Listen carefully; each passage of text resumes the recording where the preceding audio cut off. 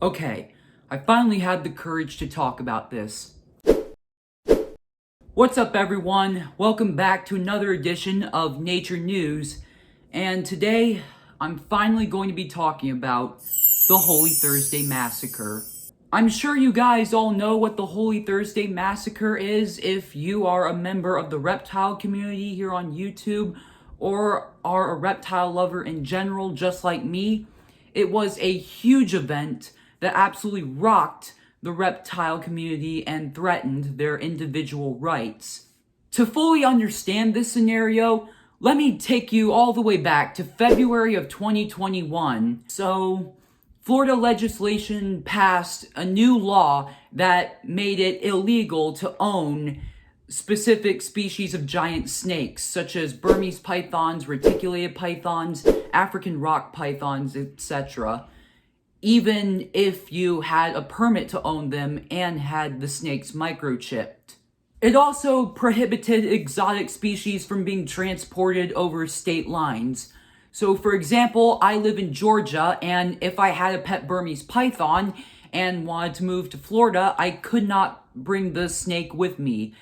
And if I did and got caught, then I could face possible fines or jail time. Now, in response to this new legislation, a man by the name of Chris Coffey tried to move his snakes. All of his snakes were previously legally kept, as he had them all microchipped and had a permit for them.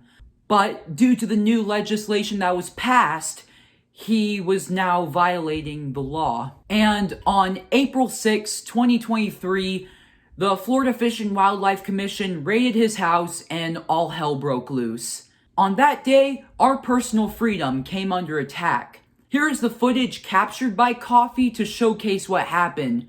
But quick warning, the video footage is disturbing.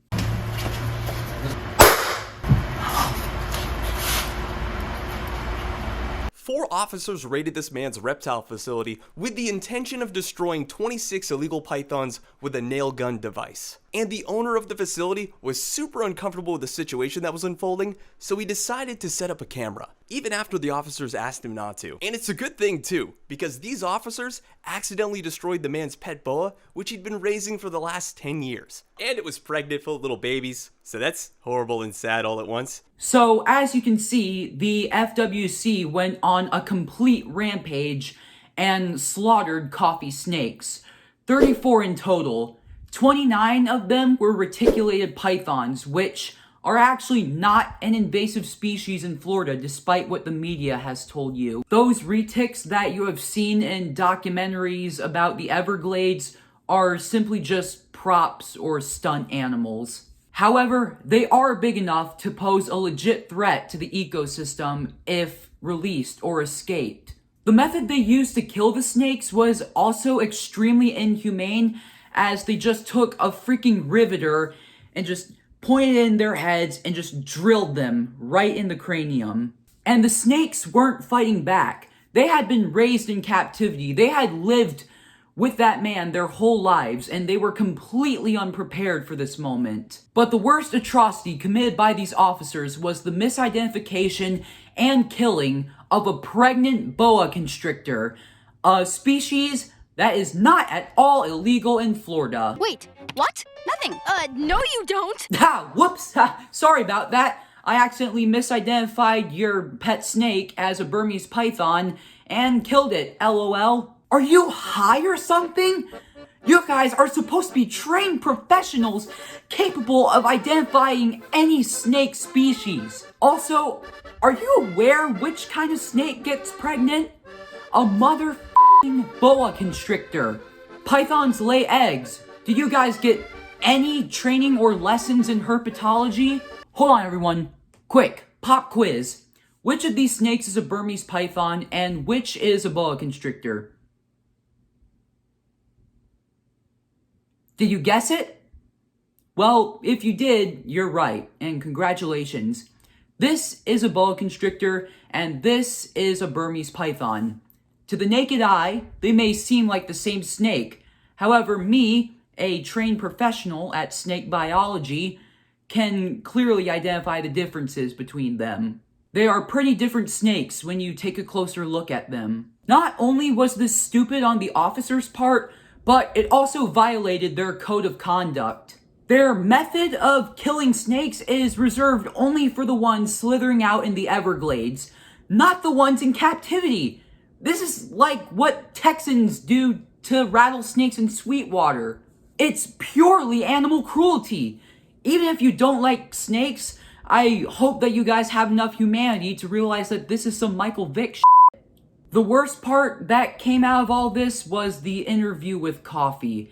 It's absolutely heartbreaking. Just watch. I can't watch it. Those animals mean a lot to me. It's like watching someone kill my kids. This was a member of his own family that was taken right in front of him. I feel nothing but pity for this guy. Just think about what would happen if this happened to me. I have a dog that I love with all my heart. And just imagine if the state of Georgia suddenly banned her breed and wildlife officers just raided my home and nailed her in the head. I would not be able to sleep at night. I feel for this man. He deserves justice. Everyone, we've had an actual tragedy. It's time for us to stand up and fight for our rights to own exotic snakes. Thankfully, the backlash hasn't gone unnoticed.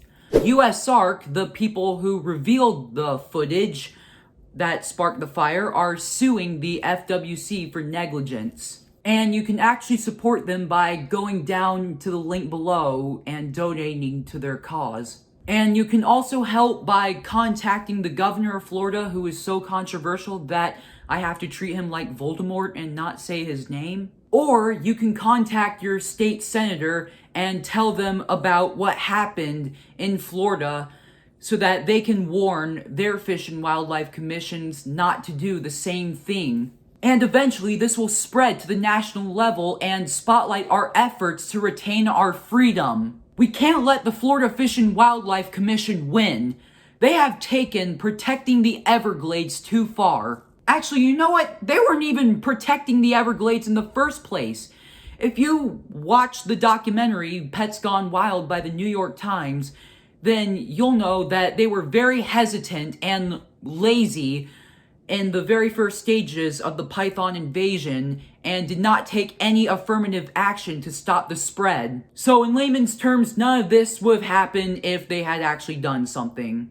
And we can use this information to get lawyers on our side. So if you live in Florida and you own an exotic reptile that was previously legal, don't let your guard down. Stand up for yourself. On April 6, 2023, our community came under attack, but we will not back down. We will fight for our freedom and bring our oppressors to justice. Thank you all for watching.